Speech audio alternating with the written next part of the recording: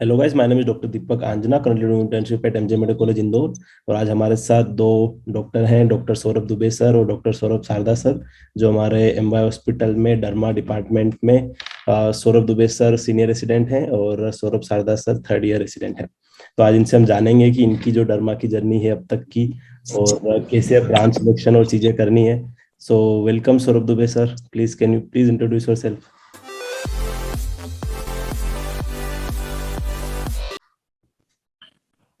I'm Dr. Saurabh Dubey, working as a senior resident at Department of Dermatology, MI Hospital Indore since last 3 years, and got my post graduation done from the same institute in 2018. Okay. And Saurabh Sarda sir. Uh, Good evening, everyone. I am Dr. Saurabh Sarda. I had completed my UG in 2019 from St. GS Medical College and KEM Hospital, Mumbai. I had joined here at MY Hospital for MD Dermatology course in 2019, and now currently I am third year resident here. Okay. सो जैसे कि अभी NEET PG की counselling जो है वो चालू होने वाली है, सारी चीजें चल रही है, तो बहुत सारे लोगों को ऐसा होता है कि पीजी के बारे में ब्रांचेस। तो पहले अगर आप अपना एक जो एक्सपीरियंस था कि आपके कॉलेज लाइफ में जब आपने जब डर्मा चूज करी तो वो कैसे चूज करी और क्या चीजें रही थी, सौरभ दुबे सर। एक्चुअली मैंने उस समय जो प्रेफरेंस दिया था, दो चीजों को दिया था, या तो इनकम या फिर पीस ऑफ लाइफ। तो आई वाज थोड़ा सा अजीब बात है कि मैं ऑर्थोपेडिक्स और स्किन के बीच में सोच रहा था। तो मैंने फर्स्ट ऑर्थोपेडिक्स लिया था from Bhopal, and at last somewhat I decided to go in dermatology. Okay, तो आपका सर एमबीबीएस कब कंप्लीट हुआ था? मेरा 2014 में। 2014 में। तो जो अभी डर्मा की जो चलती है चीजें, जैसे कितनी हो हाई यील्ड वाली, तो उस समय भी इसका क्रेज इतना ही था डर्मा का? नहीं, ये डेवलपिंग ब्रांच है। उस समय मैंने जब फाइंड आउट किया था, जब इतना प्रोग्रेस नहीं था जितना अभी है। बहुत सारी चीजें हैं जो अभी रिसेंट ईयर्स में डेवलप हुई हैं। जी सर। तो उस समय पे कुछ ही डर्मेटोलॉजिस्ट थे, इनफैक्ट सीट्स भी बहुत कम थी। मेजर कुछ ही कॉलेजेस में थी डर्मा की सीट। अभी लेकिन सीट्स भी काफी बढ़ गई हैं और काफी नई चीजें भी आ रही हैं। डेवलपिंग फील्ड है अभी। बिल्कुल। तो शारदा सर, आपके टाइम तो अभी जैसे नई टाइम पे अपने अपने रिसेंटली किया है चूज, तो आपके टाइम पे कैसा माहौल होता था? ये तो काफी, मेरे टाइम पे तो काफी हाइप था डर्मा का ऑलरेडी, जैसे अभी चल रहा है। मेरा ऐसा एकदम प्री डिसाइडेड भी नहीं था डर्मा, लेकिन हाँ एक था अंदर से कि डर्मा मिलता है तो लेना है। एक्चुअली ब्रांच ऐसी है कि तुम्हें अब तो ऐसा हो गया है कि अगर मिलता है तो ही तुम सोच सकते हो, क्योंकि थाउजेंड्स में ही क्लोज हो जाती है ना। मेरा रेडियो वर्सेस डर्मा चल रहा था और उसमें डर्मा थोड़ा बेटर लगा है। मैं, ऐसा है कि एक लाइफ है, पर्सनल लाइफ, जो डर्मा में मुझे लगी थी, जो प्रोज बोल सकते हैं। पर्सनल लाइफ, तुम्हारा वर्क लाइफ जो बैलेंस होता है वो थोड़ा मेंटेन रहता है डर्मा में, ठीक है। और एक चीज थी, देखो डर्मा आप देखते हो ओपीडी होती है, जैसे मेडिसिन का पार्ट है वो। एक अदर पार्ट है डर्मा का, वो सर्जिकल है, डर्मेटो सर्जरी बोल के। तो आप छोटे प्रोसीजर्स करते हो, सिस्ट ये करते हो, लेजर थेरेपी करते हो, हेयर ट्रांसप्लांट करते हो। So it is medicine plus surgery, so is equal to derma. तो आपको दोनों चीजों का ये एक मिक्सचर मिल जाता है डर्मा में। एक होता है एंड ब्रांच, एंड ब्रांच के लिए भी मैं सोच रहा था, है ना। एक एंड ब्रांच हो, जल्दी सेटलमेंट हो थोड़ा। डर्मा में एक लाइफ है, आपको बहुत सारे कॉन्फ्रेंसेस मिलते हैं, घूमने मिलता है। तो हाँ, मुझे एडवेंचर्स पसंद है, तो ये चीज भी ध्यान में रखी थी। एक पैशन के साथ कोई ब्रांच कर सकते हो तो ये उन ब्रांचेस में से एक है जी। ओके। तो दुबे सर, आपके टाइम पे जैसे जो होती थी चीजें कॉलेज कॉलेज टाइम पे या उस समय, तो आपके टाइम पे प्रिपरेशन कैसे होती थी पीजी की, और आपने कैसे प्रिपरेशन किया था? मैंने डैम्स ज्वाइन किया था just after my final year, और उसके बाद सिलेक्शन हुआ था। नीट हो गया था स्टार्ट उस समय पे। मैंने जब दिया था 14 में, तो उस समय हो गया था स्टार्ट, जस्ट उसके एक साल पहले ही। तो उसमें रैंक आ गई थी। इनफैक्ट मुझे नहीं लग रहा था मिल जाएगा मुझे यहाँ का, क्योंकि उसके लास्ट ईयर जो मैंने 15 में ज्वाइन किया था, 14 में 500 समथिंग पे गया था ये, और मेरा अराउंड 1200 रैंक था उस समय। तो लेकिन मिल गया था, मतलब जिसने लिया था पहले उसने छोड़ दिया था, तो मुझे मिल गया था चांस। जी जी। और शारदा सर आपने? मैंने नीट पीजी प्रिपरेशन वहीं से किया था, मुंबई से। इंटर्नशिप साइड बाय साइड चल रही थी और नीट पीजी प्रिपरेशन चल रही थी। अप्रोक्स थर्ड माइनर में मैंने डैम्स ज्वाइन किया था, और मेन मेरी जो स्टडी थी वो पूरी 10 मंथ्स में की थी इंटर्नशिप के। मेरा रैंक 1000 था, all India rank NEET PG. तो रेडियो डर्मा दोनों ही ऑप्शंस ओपन थे, तो डर्मा यहाँ का मिल गया, इंदौर का, ऑल इंडिया से मैंने सीट ली है। बिल्कुल। तो दुबे सर, जो डर्मा ब्रांच में प्रोस आपको क्या, आपका इतना ज्यादा एक्सपीरियंस भी हो चुका है, तो क्या वो चीजें हैं जो मतलब आपने ऑब्वियसली ऑर्थो छोड़ी, आप बोल रहे थे उसमें चल रहा था आपके दोनों के बीच में, तो ज्वाइन करने के बाद क्या आपको चीजें लगी कि हाँ वो डर्मा में ज्यादा अच्छी है, और क्या चीजें मतलब नहीं अच्छी आपको लगी, या फिर? डर्मा में एक्चुअली ज्वाइन करते समय नहीं आता समझ में, प्रैक्टिस में जब आते हैं उस समय पे ज्यादा चीजें क्लियर होती हैं। तो अभी मैं लगभग 3 इयर्स से मैं प्रैक्टिस कर रहा हूँ। तो इसके प्रॉस जो मेन है, ये नॉन डिपेंडेंट ब्रांच है, मतलब आपको किसी और डॉक्टर के ऊपर या किसी भी दूसरी फील्ड के ऊपर डिपेंड नहीं करना पड़ता। आपको जस्ट बैठना है और पेशेंट आने लगते हैं। और इसमें मिनिमम रिक्वायरमेंट है, not for full fledged practice, but आपको शुरुआत करना है तो आपको मिनिमम रिक्वायरमेंट है इसमें, बस एक पेन और प्रिस्क्रिप्शन लेके भी बैठ सकते हैं। क्योंकि स्किन ऐसी चीज है कि उसमें पेशेंट ज्यादा जो भी अवेलेबल होता है उसके आसपास डॉक्टर उसको दिखा लेता है। बजाय इसके जैसे किसी का फ्रैक्चर हुआ या किसी को मतलब हार्निया का ऑपरेशन कराना है या वॉट एवर, तो उसके लिए वो हमेशा सर्च करता है कौन सबसे अच्छा है, स्पेशलिस्ट है उस चीज का। पर स्किन में ऐसा नहीं है, इनिशियली भी आप एक अच्छा रेवेन्यू जनरेट कर सकते हैं विद वेरी बेसिक इन्वेस्टमेंट करके।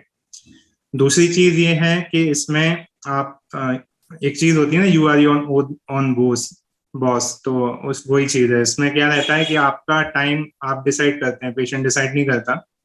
जैसे आपको मान लीजिए शाम को टाइम नहीं है, या सुबह जॉब करना है, शाम को क्लिनिक देखना है या उल्टा करना है, जैसा भी करना है, तो आप कुछ भी कर सकते हैं, पेशेंट उस हिसाब से भी आ जाता है। मतलब जैसे कई बार मुझे होता है कि शाम को टाइम नहीं मिलता, तो मैं मॉर्निंग में बैठ जाता हूँ 2 घंटे। तो इसमें वैसा नहीं होता कि पेशेंट उतना ज्यादा स्ट्रिक्ट रहता है कि नहीं हम शाम को ही आएंगे, या तो काफी मतलब वो आपको एक कंफर्ट मिल जाता है। उसके बाद में ये डेवलपिंग फील्ड है, जैसे कि सौरभ ने भी बताया कि बहुत सारी चीजें हैं करने के लिए। तो जिसको जिस चीज में इंटरेस्ट है, मतलब आपका अगर एक लर्नर माइंडसेट है, सीखने का आप चाहते हो, तो बहुत सारी चीजें सीख सकते हैं, जैसे हेयर ट्रांसप्लांट बताया, लेजर्स एंड वट एवर दूसरी चीजें भी हैं इसमें। और अगर आप कुछ नहीं सीखना चाहते तो भी बहुत कुछ है, क्योंकि नॉर्मल सबसे ज्यादा नॉर्मल पेशेंट ही आते हैं इसमें। तो जिसका जैसा इंटरेस्ट है उस हिसाब से वो आगे बढ़ सकता है। अब ये मेन प्रॉस हैं इसके। कॉन्स जो मुझे लगते हैं, इसमें जॉब्स नहीं है। मतलब अगर आप एक लोअर मिडिल क्लास, या जो कि ज्यादातर एमबीबीएस डॉक्टर्स रहते हैं इनिशियली, तो उनको एक शुरू में सपोर्ट की जरूरत पड़ती है कि कहीं कोई बैकग्राउंड हो, थोड़ा सा जॉब में थोड़ी इनकम हो जाए। तो जॉब्स इतने कम नहीं है, बहुत लिमिटेड जॉब्स हैं। सीनियर रेजिडेंसी भी जो मेन सिटीज में नहीं मिलती है, क्योंकि छोटे डिपार्टमेंट्स रहते हैं, तो एक सीट या मैक्स 2 सीट्स ही रहती हैं, तो वो फिल हो जाती हैं मोस्टली, तो इतनी ईजिली नहीं है। दूसरी चीज है, अगर आप सिटीज में रहना चाहते हैं, आगे अपनी प्रैक्टिस करना चाहते हैं, तो इसमें ग्रोथ कर्व बहुत स्लो है। फर्स्ट मैंने बोला था कि पेशेंट आसपास दिखा लेता है, पर तब भी एक पेशेंट सर्च तो करता ही है कि कौन मतलब एक्सपीरियंस्ड है या मोस्ट नोटेबल डर्मेटोलॉजिस्ट है सिटी का, तो उसको प्रेफर करते हैं। तो सिटीज में अगर आप प्रैक्टिस अपना सेट करना चाहते हैं, तो उसमें ग्रोथ कर्व इसमें स्लो है। आपको 3 से 4 साल या उससे भी ज्यादा समय लग जाता है एक वेल टू डू प्रैक्टिस अपना सेट करने में। ठीक है। इसमें जो डॉक्टर्स पेरीफेरी को बिलोंग करते हैं, या जो छोटी सिटीज हैं, डिस्ट्रिक्ट लेवल की नहीं है, वहां से बिलोंग करते हैं, वहीं पे सेट होना चाहते हैं, तो वहां पे अभी कमी है डर्मेटोलॉजिस्ट की। पर पेशेंट में इतना हो गया है कि वो डर्मेटोलॉजिस्ट को ही दिखाता है स्किन प्रॉब्लम के लिए, तो उन लोगों के लिए अच्छी है।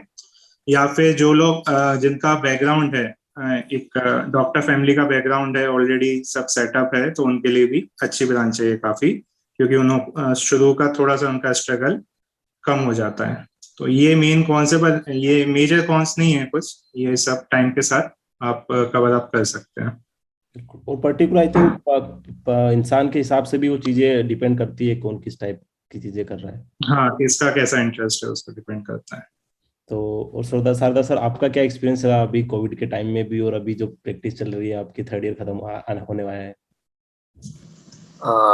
डरमा में देखो एक चीज जो ऑफ कोर्स सारी ब्रांचेस ही अफेक्ट हुई है कोविड के टाइम पे। डरमा में एक चीज जो हो गई थी अभी कोविड में, आप एक फोटो फोटो वाली ब्रांच, मतलब तुम फोटो से भी डायग्नोसिस बना लोगे। तो हाँ, ऑनलाइन कंसल्टेशन से भी हमें सीखने मिल रहा था यहाँ पे, क्योंकि बहुत सारे जो फॉलोअप्स होते हैं पेशेंट के, एक क्रॉनिसिटी है ब्रांच में, है ना। पेशेंट आपके पास आएगा तो हाँ ठीक होगा नहीं ठीक होगा, एक 6 मंथ्स पीरियड रहता है उसके पास, और आपके उसका टच रहता है। तो कोविड के हिसाब से तो अफेक्ट हुई है, जरूर हुई है, बट हाँ ये सारा कॉम्पनसेट हुआ है। ऑनलाइन फोटोग्राफ्स, ऑनलाइन सारी चीजें जो हुई है, पेशेंट भी ऑनलाइन जुड़ा है आपसे, एक अच्छी भी चीज हुई है। एक ये टेलीमेडिसिन जो था डरमा में लैकिंग था, वो भी अभी थोड़ा थोड़ा बढ़ गया है। और बाकी मेरा जो ब्रांच का, जैसे आप बोले हो, जैसे सर का ऑर्थो वर्सेस डर्मा था, मेरा जैसा रेडियो वर्सेस डर्मा था। तो आज जब जो भी लोग देख रहे होंगे वीडियो, तो बेसिकली उनका, मोस्ट ऑफ द लोगों का यही डाउट होता है कि रेडियो वर्सेस डर्मा कैसा किया जाए, क्योंकि बहुत लोगों का यही है कि हाइप वाली ब्रांचेस है दोनों, है ना। तो इसमें मैंने जो सोचा था उस हिसाब से थोड़ा बता देता हूँ मैं, कि रेडियो में आपको थोड़ा इंफ्रास्ट्रक्चर लगता है ना, 1-2 करोड़ का लगता है अगर प्राइवेट प्रैक्टिस कर रहा है तो, ठीक है। सेकेंड है डिपेंडेंट ब्रांच है। मैं पहले कॉन्स बताता हूँ, रेडियो के फायदे तो काफी है, ठीक है। थर्ड है कि पेशेंट का इंटरेक्शन आपको नहीं होता है रेडियो में, वो चीज आपको डरमा में इंटरेक्शन काफी मिल जाता है। सेम चीज जो इंफ्रास्ट्रक्चर बताई वो डरमा में आपको, एक पेन पेपर लेके भी बैठ जाओगे एक टेबल पे तो हाँ आप रन कर पाओगे आपकी क्लिनिक। और जैसे सर ने बताया डिपेंडेंट इंडिपेंडेंट, डरमा इंडिपेंडेंट है थोड़ा। रेडियो जो है थोड़ा मशीन डिपेंडेंट है ना। आप आज लोगे मशीन, एमआरआई लोगे 1.5 टेस्ला की लोगे, कल आपके बाजू में कोई आएगा 3 टेस्ला का आएगा 5 साल बाद, तो आपको उसके हिसाब से भी करना पड़ेगा। एक होता है कि सीटी स्कैन, एमआरआई, थोड़ा मेंटेनेंस हाई होता है इन मशीन्स का। और हाँ, अभी जो शुरुआत पे जो मैं आता हूँ, आपको कोई ब्रांच डिसाइड करता है तो या तो लाइट ब्रांच होती है या हेवी ब्रांच होती है ना। या तो एंड ब्रांच होती है या सुपर स्पेशलिटी वाली भी ब्रांच होती है। तो जो लाइट ब्रांच है इसमें रेडियो, डर्मा, ऑप्थेन, ईएनटी आ जाएगा। हेवी ब्रांचेस में आपका ये सारे आ जाएंगे, मेडिसिन, सर्जरी। तो लाइट ब्रांच में भी आप चूज करते हो तो इमरजेंसी नॉन इमरजेंसी बेसिस पे भी आप चूज करते हो। बिल्कुल। डर्मा बोल सकते हो नॉन इमरजेंसी है। रेडियो में एवरी डिपार्टमेंट की इमरजेंसी है, इनकी भी इमरजेंसी होती है। कहीं ना कहीं पे एक सीटी, एमआरआई आपको टाइम पे लगता है, ओके, कहीं ना कहीं पे, इतना भी नहीं है हैपेजेंट। बाकी हाँ, रेडियो के कॉन्स बहुत सारे हैं। इंटरनेशनल रेडियोलॉजी है उनके पास, मनी ज्यादा कमा सकते हैं, जॉब्स बहुत इजीली अवेलेबल हो जाती है। एनीवे डायग्नोसिस अभी बढ़ रहा है, मतलब इन्वेस्टिगेशंस बढ़ रहे हैं। जो नॉर्मल फिजिशियन है वो आपको बिना टच किए यूएसजी प्रिस्क्राइब कर देता है ना। बट हाँ, रेडियो एक ऐसी ब्रांच है जो तुम सारा चीज पता होता है, मतलब देयर इज अ सेइंग कि अ मेडिसिन और a physician knows everything about everything, and a radio person he knows something about everything. Okay, he needs to know something about everything. तो हाँ, सारी चीजें है बैलेंस में, ये आपका है पैशन, आपको कैसे चाहिए। डर्मा में वो चीज मिलेगी, रेडियो में कुछ अलग चीज मिलेगी आपको। बिल्कुल। खुद के पर्सनल लाइफ पे, पर्सनल पर्सपेक्टिव पे है ये। बिल्कुल। तो दुबे सर, मतलब बहुत सारे लोग ये बात करते हैं, जब हम भी, अब जैसे कि अभी कॉलेज हमारी खत्म हुए तो जो दोस्तों में जब बात होती है पीजी को लेके, तो उन सबका ये कहना होता है इंटर्न्स का और सबका, कि अगर गवर्नमेंट हॉस्पिटल में अगर सबसे ज्यादा कोई खुश रहते हैं तो वो डरमा के रेसिडेंट खुश रहते हैं। तो ये इसमें कितनी सच्चाई है, और जो रेसिडेंट लाइफ होती है वो कितनी हेक्टिक होती है, और कितना कंपेरेटिवली? रेजिडेंट लाइफ डरमा में सबसे आसान रहती है, क्योंकि वो डिपेंड करता है कि आपका डिपार्टमेंट कैसा है, एचओडी कितने स्ट्रिक्ट हैं। पर मोस्ट ऑफ द डिपार्टमेंट्स में सबसे इजी, मतलब इनफैक्ट सबसे ही इजी, सारे ब्रांचेस में आप देखोगे तो सबसे इजी लाइफ डरमा में ही होती है। जो इन पेशेंट भी रहते हैं बहुत मिनिमल रहते हैं, मतलब आपके राउंड्स भी लगभग हाफ एन आवर या 1 आवर मैक्सिमम चलते हैं। तो और इनफैक्ट जब जैसे ये कोरोना का आया तो कई बार ऐसा भी हुआ कि वार्ड्स खाली भी करवाने पड़ गए। तो पूरा आप फ्री भी रहते हैं फिर दिन भर। और डरमा में ऐसा भी होता है कि कुछ भी होता है तो डरमा के पेशेंट सबसे पहले कम हो जाते हैं, जैसे शादियां हो गई मान लीजिए, क्योंकि डरमा है वो ऐसा है कि पेशेंट उसको लीस्ट प्रेफरेंस देता है, कि चला लेता है जब तक काम चल रहा है, जब बहुत ज्यादा प्रॉब्लम आती है तभी दिखाने जाता है वो। तो रेजिडेंट लाइफ जहाँ तक है 3 साल वो आपके बहुत मजे में कटते हैं। आपका क्या एक्सपीरियंस है सरदा सर? सेम, मेरी तो रेसिडेंसी चल ही रही है। सबसे ज्यादा मजा करते हैं तो शायद डर्मा रेसिडेंट्स ही करते हैं, ऐसे मुझे लगता है। एक टाइम होता है, इतना इमरजेंसी बाकी सब चीजें नहीं होती है, आपके फ्रेंड्स भी होते हैं काफी सारा, मतलब एक पर्सनल लाइफ, एक प्रोफेशनल लाइफ, और जो पैशन वाली भी लाइफ होती है वो आपकी अच्छे से चलती है। बाकी ऐसे मेजर लूपहोल बोल के नहीं होते कुछ ज्यादा, मतलब रेसिडेंसी में तो आपको सेम ही है, वर्किंग आवर्स भी आपके रिलेटिवली कम होते हैं दूसरों से। आपको नाइट कॉल्स, जिसको नाइट कॉल्स पसंद नहीं है तो उसके लिए भी बेटर है। रेसिडेंसी में आपको शुरुआत में तो करना पड़ते हैं, लेकिन बाद में इट्स ओके। और आप कहीं का भी डरमा ले लो बेसिकली, अगर आपका थोड़ा रेसिडेंसी खराब भी जाना होती है तो वो बस फर्स्ट ईयर होता है जो थोड़ा सा खराब जा सकता है। बाकी आप जब सीनियर हो जाते हो तो धीरे धीरे चीजें सॉर्टेड हो जाती है। बिल्कुल। तो लगभग हमने सारे जो काउंसलिंग से रिलेटेड सारे चीजें हमने डिस्कस कर ली है। एक में थोड़ा सा आप दोनों की जो एमबीबीएस लाइफ थी और वो उसके बारे में, ताकि थोड़ा बहुत अगर बच्चों को, लोगों को मोटिवेशन मिले उस चीज से। तो दुबे सर, आपकी एमबीबीएस लाइफ कहाँ से स्टार्ट हुई, और मतलब आपकी फैमिली में पहले भी कोई डॉक्टर हैं? नहीं, मैं फर्स्ट डॉक्टर ही हूँ मेरी फैमिली में। जी सर। एमबीबीएस मैंने 2008 में ज्वाइन किया था, ग्वालियर रजदा राजा मेडिकल कॉलेज। तो मैं ग्वालियर का ही हूँ, बेसिकली वहीं का रहने वाला हूँ। तो लोकल में ही रहते थे। हॉस्टल लाइफ वहाँ पे तो नहीं थी, यहाँ इंदौर में रहा था मैं हॉस्टल में। तो घर में ही मतलब घर जैसी फीलिंग थी, कुछ ऐसा अलग से नहीं हुआ एमबीबीएस में। तो बाकी जो नॉर्मल सब चीजें रहती है वो तो कॉमन थी ही। जी। हॉस्टल लाइफ में एक मैंने मिस की थी वहां पे एमबीबीएस के, तो वो यहाँ हो गया थोड़ा बहुत फुलफिल इंदौर में। 3 साल में हो गया लगभग वो सारी चीजें। तो एमबीबीएस लाइफ मेरी काफी अच्छी थी दीपक। जी सर। हॉस्टलाइट था, मैं मुंबई में था, बहुत धूम किया है ना, काफी मस्ती की।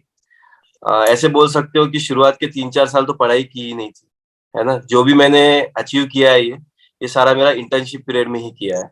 ओके। जो मैंने लाइक सारी चीजें मैंने घूमी है मुंबई, यानी हर रोज आप नई प्लेस जा सकते हो। मुंबई के आसपास भी काफी जगह थी घूमने की, और एक्सप्लोर करने को भी काफी था। मैं जाने और एक वाला। हॉस्टल लाइफ था। यस। अगस्त में मेरा प्लेब वन का एग्जाम मुंबई में ही है।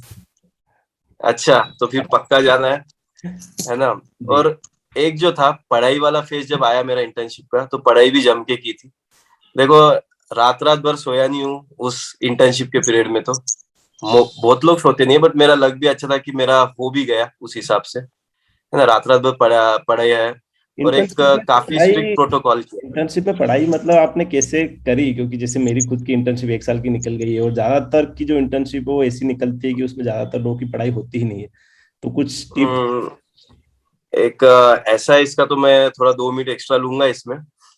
एक कॉलेज की एक लीगेसी थी, ओके, जहाँ पे मैं मुंबई में था, कि मोस्ट ऑफ द स्टूडेंट्स वो इंटर्नशिप में रैंक निकालते थे।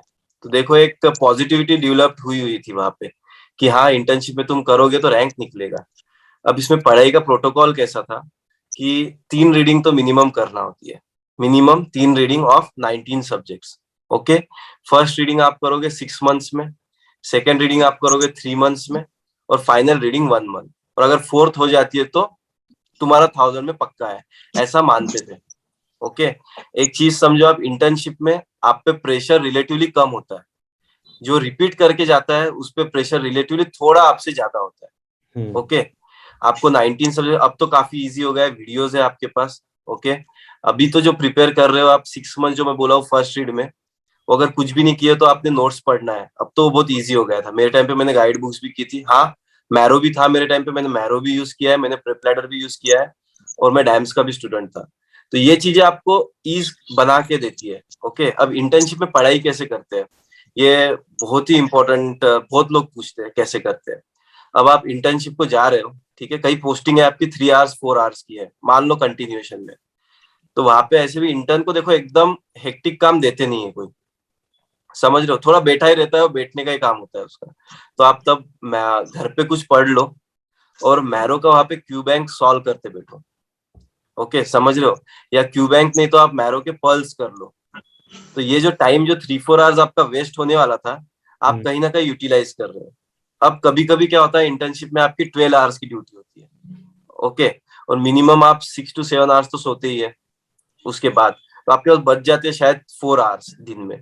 तो ये 4 आवर्स जो होते हैं, ये आपने बहुत एग्जॉस्टिव पढ़ाई करना है। एग्जॉस्टिव का मतलब यह है जो बहुत वोलेटाइल चीजें हैं, ओके, जैसे फार्मा के ड्रग्स हो गए, ओके, माइक्रोबायो के कल्चर्स हो गए, अगार्स हो गए, ये चीज आप करोगे तो हाँ सैचुरेट हो जाएगा। मतलब नॉर्मली जो आपको पढ़ाई दिन में 8-9 घंटे करना है, देखो मिनिमम 8-9 घंटे तो करना है, कोई कितना भी होशियार रहे, कोई कितना भी एवरेज बिलो एवरेज रहे, 8-9 घंटे करना है। बट इंटर्नशिप में आपको अगर 4 आवर्स ही मिल रहा है, तो आपने ये चीज थोड़ी करना है कि एग्जॉस्टिव पढ़ लो और फिर जाके ड्यूटी कर लो। तो ऐसे भी तो मेंटली आप पूरे टायर्ड हो जाओगे। एक ही गोल होता है कि रोज खुद को मेंटली टायर्ड करना है। मतलब रात में जाओ तो कांच में अपना चेहरा देखो मिरर में, तो आपको एक सेटिस्फेक्शन के साथ नींद तो आए कम से कम। ये एक दिन का नहीं होता है भाई, ये पूरा 10 मंथ्स चलाना होता है। इसमें हाँ, मैं 4 साल बहुत मस्ती किया हूँ, लेकिन हाँ वो 1 साल इंटर्नशिप का मैंने एक भी पार्टी नहीं की है। हाँ 4 साल मैंने हर साल में कम से कम 10 ट्रिप्स करता था। इंटर्नशिप के वो 1 साल में मैंने एक भी ट्रिप नहीं की। तो खुद को एक आइसोलेशन इसमें भी डालना है कि बस पढ़ाई पढ़ाई पढ़ाई। देखो एक कॉम्पिटेटिव एग्जाम है, यहाँ पे तुम नहीं करोगे तो बचे हुए 1.5 लाख लोग हैं तुम्हारे आगे जाने के लिए, ओके। 1.5 लाख में से कम 80,000 लोग तो कर ही रहे हैं प्रिपेयर अच्छे से, 70,000 ऐसे ही फर्जी मतलब ऐसे ही दे रहे देना बोल के। ये सारी चीजें हैं जो आपको मतलब एक इंटर्नशिप के एस्पेक्ट से तो यही चीजें है कि एक हेक्टिक शेड्यूल के साथ में प्रिपेयर करना, ये काफी है। इसमें इंटर्नशिप का फायदा ये है भाई कि आपको फ्रीली जाओगे, मतलब 200 क्वेश्चंस है तो आपको कोई डर नहीं है इसमें, समझ रहे हो, कि अपने को तो रिपीट भी नहीं लगा है। एक कॉन्फिडेंस होता है कि हाँ मैं करके, मेरा नहीं भी होता तो कोई लोड नहीं है, मैंने मेहनत की है। तो आप पूरे 200 की 200 करके आओगे। और नीट ऐसी एग्जाम है, आपको थोड़ा अटैकिंग मोड रखना होता है। ऐसा नहीं चलता है कि निगेटिव मार्किंग है तो मैं 300 में से बस 250 मार्क करके आऊंगा, गलत है। 200 में से बस 170 मार्क करके आऊंगा, पहले से ही माइंडसेट नहीं रख सकते ऐसा, कि क्या पता यार कट ऑफ ही अगर 160 मार्क मतलब 160 क्वेश्चन पे चला गया तो क्या करोगे। तो आपको एक माइंडसेट वैसा अटैकिंग कि मैं जाऊंगा और 200 की 200 करके आऊंगा, भले 2-4 जो नहीं आए वो छोड़ दो आप। तो 195 to 200 ये तो आपको अटेम्प्ट करना ही है। ये पेपर अगर टफ आता है तो हाँ 190-195 तक करो, लेकिन पेपर अगर मीडियम लेवल का भी आता है तो आपने 195 प्लस ही करना चाहिए। और पेपर इजी आता है तो फिर तो सवाल ही नहीं उठता, पूरे 200 की 200 करके ही आना है। बिल्कुल। सो आप दोनों का बहुत बहुत धन्यवाद, आप दोनों ने ज्वाइन किया और अपना एक्सपीरियंस शेयर किया। जो भी बहुत सारे दूसरे लोग हैं जो अभी नीट पीजी मतलब काउंसलिंग में कर रहे हैं पार्टिसिपेंट, या दूसरे जो लोग इन प्रिपरेशन कर रहे हैं जो एज अ डरमा को अपना ड्रीम देख रहे हैं, तो उन लोगों को इससे हेल्प मिलेगी। So thank you so much sir, आप दोनों का। Thank you. वेलकम।